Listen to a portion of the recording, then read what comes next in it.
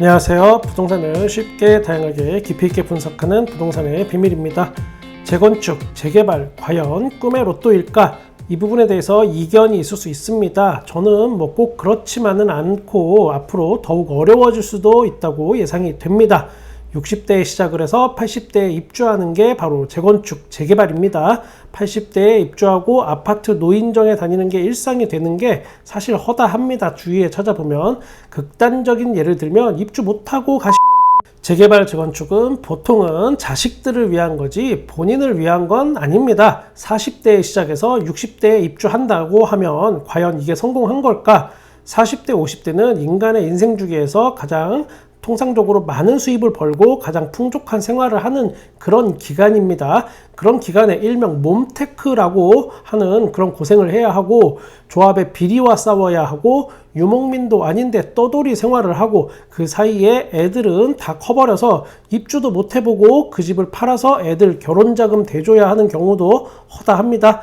제가 너무 극단적인 표현만 골라서 한 거 아니냐고 하실 수 있는데 내가 아는 사람은 아니던데 이렇게 얘기하는 사람도 있을 수 있습니다.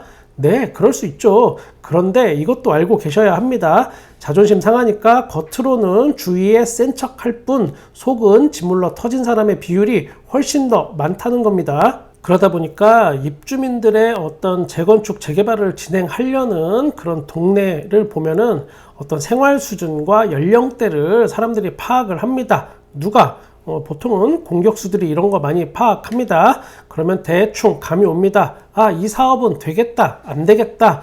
재건축, 재개발이 예상되는 곳에 거주하는 주민들의 연령대가 높거나 아니면 단독주택이나 다가구 같은데 세입자를 많이 들여서 사시는 그 월세를 받아서 사시는 분들이 많은 지역, 이런 곳은 되도록 피하는 게 좋습니다. 곧 될 것 같지만 고령자가 많이 거주하시는 곳은 사실상 진행이 잘 안 됩니다. 제가 앞서 말한 이유를 왜냐하면 본인들이 가장 잘 알고 계시기 때문입니다. 제가 이런 말씀 드리는 이유는 간혹 모아주택이나 재개발, 재건축 관련해서 매수나 또 아니면 대응 방법, 우리가 이런 걸 동네에서 한다는데 어떻게 해야 하나요? 이런 문의를 하시는 분들이 댓글을 다셔서 제가 좀 종합적으로 한번 말씀드리는 겁니다.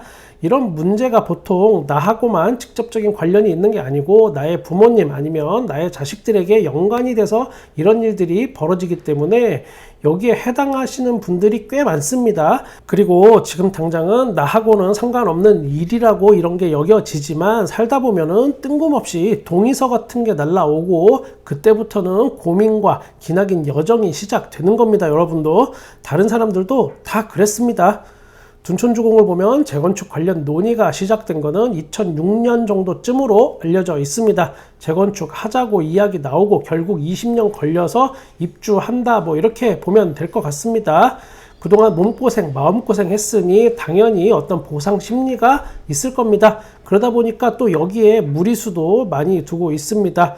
실제 최근 거래는 15억대에서 18억인데 20억 넘는 것들도 호가가 많이 있고 또 30억짜리 호가도 여기에 실제 있습니다. 쌓여 있습니다. 이러면 16억, 17억에 팔려던 집주인들도 슬슬 마음의 동요가 일어납니다.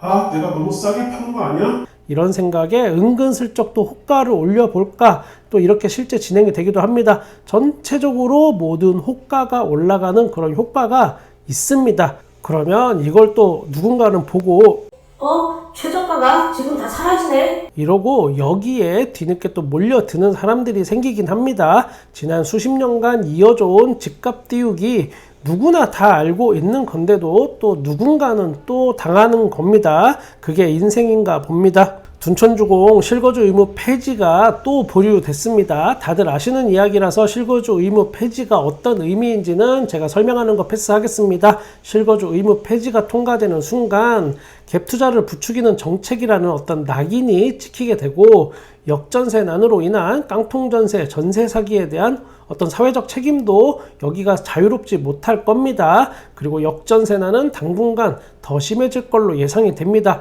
서울의 입주 물량이 최근 들어서 급격하게 늘어나고 있고 앞으로도 입주 물량이 많이 있고 1, 2년 전에 전세 계약한 사람들이 많이 있습니다. 전세 보증금 돌려줄 돈이 없어서 지금 대출을 받아야 하는 집주인 집주인들이 늘어나고 있습니다. 제가 지금 현장에서 겪고 있는 이야기를 좀 해드리겠습니다. 약 1년 전에 9억의 전세를 들어온 세입자가 있습니다. 만기까지는 한 1년 정도 남았습니다. 그런데 역전세, 깡통전세 이런 이야기 실제 주변에서 일어나는 걸 보니까 덜컥 겁이 납니다. 자기 집 시세 알아보고 깜짝 놀란 겁니다. 그리고 부모님한테 또 한 소리 듣기도 했습니다. 여기서 끝나는 게 아니고 옆 동네에는 또 신축급 아파트 전세가 막 쏟아져 나오고 있습니다. 지금 같은 평수인데 5억대에 진입할 수 있는 물건들이 막 많습니다. 세입자는 여기서부터 머리가 이제 아파옵니다. 결국은 탈출할 준비를 하고 작전을 짰는데 집주인한테는 지방으로 발령이 났다는 거짓 핑계를 댔습니다. 집 좀 빨리 빼달라고 사정했고 당연히 중개 수수료도 본인이 다 부담하고 새로 들어오는 세입자 이사 비용까지 지원하겠다라고 제가 지난 몇 년간 보지도 듣지도 못했던 기존 임차인이 새로 들어오는 임차인의 이사비까지 지원해주는 어떤 파격 조건을 막 내걸었습니다.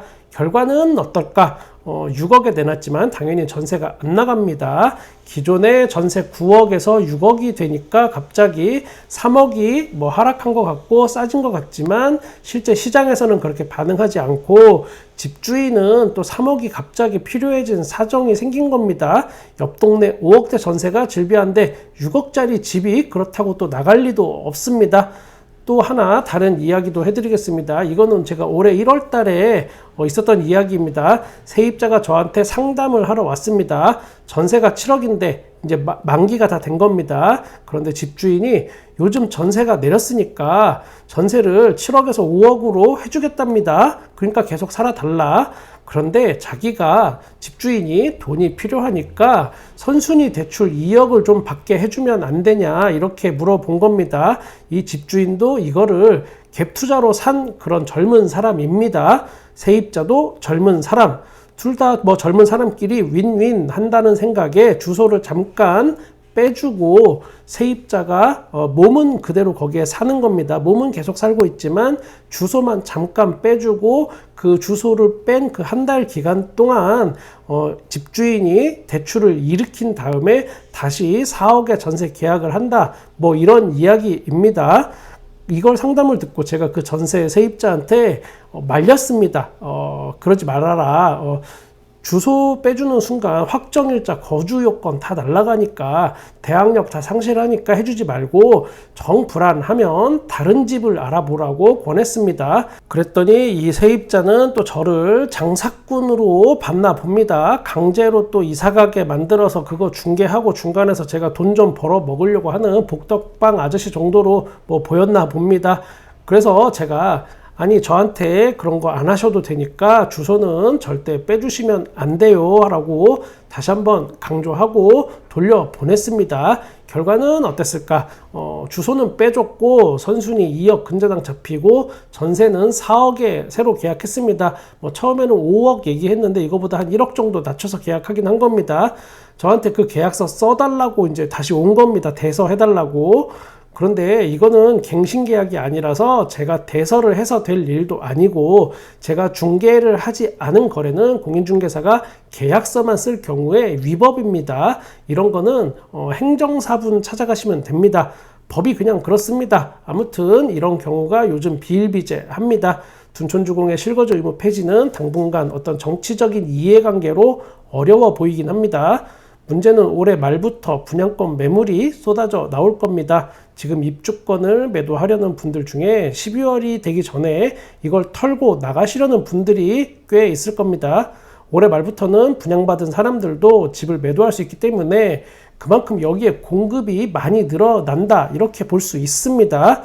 지금 이 순간은 뭐 다들 평화로워 보이고 둔촌주공 조합원 분이든 아니면 분양 받은 사람이 일반 분양 받은 사람이든 지금은 다 같은 편인 것 같지만 분양권 매도가 가능한 시점이 되면 서로 눈치 게임 하는 일이 발생할 수 있습니다. 제가 또 이야기하겠습니다. 여러분 돈 앞에 장사 없습니다. 보통 아파트 입주민 커뮤니티 이런 데서 은근슬쩍 막 호가 올리게 유도하는 사람이 있습니다. 요즘 가격 담합에 대한 어떤 단속이 심하니까 이렇게 유도만 합니다. 슬슬 호가 올리게.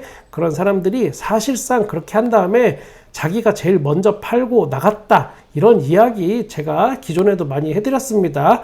같은 편인 척 남들이 호가 높이게 만들고 정작 자기는 그 사람들보다 싸게 뒷작업해서 탈출하는 겁니다. 서울 용산구 한남동 한남 3구역 있습니다. 올해 이주가 여기가 이루어질 거라는 소식에 들떠 있습니다. 그런데 여기 2003년 11월 달에 뉴타운 구역 지정된 곳입니다. 그때는 아마 대부분 사람들이 2010년 정도 되면 10년 초 뭐 이렇게 되면 입주할 걸로 아마 예상했을 겁니다. 지금 뉴타운 지정된 지 20년 만에 이주하는 겁니다. 더 이상 제가 긴 말씀 안 드리겠습니다. 제가 여러분들께 집 사지 마세요 막 이렇게 하는 거 절대 아닙니다. 필요하고 또 본인 능력이 되고 자신이 지금 사도 된다고 어떤 판단이 되면 그때는 과감하게 하셔도 됩니다. 댓글 중에 제 생각과 같은 분이 계셔서 그분의 말씀을 좀 인용하겠습니다. 집은 언제 사느냐가 굉장히 중요합니다. 바로 타이밍, 그 타이밍을 잘 잡으시고 좋은 결과가 여러분께 있길 바라겠습니다. 제가 여기서 소리 높여서 이야기하는 거는 부동산이 여러분이 생각하는 뭐 그런 것만큼 공정한 경쟁이 보장된 그런 페어한 그런 곳이 절대 아니다. 그 말씀을 드리고 싶은 겁니다. 저는 여러분의 부동산에 끝까지 함께 하겠습니다. 구독과 좋아요 감사합니다. 부동산의 비밀이었습니다.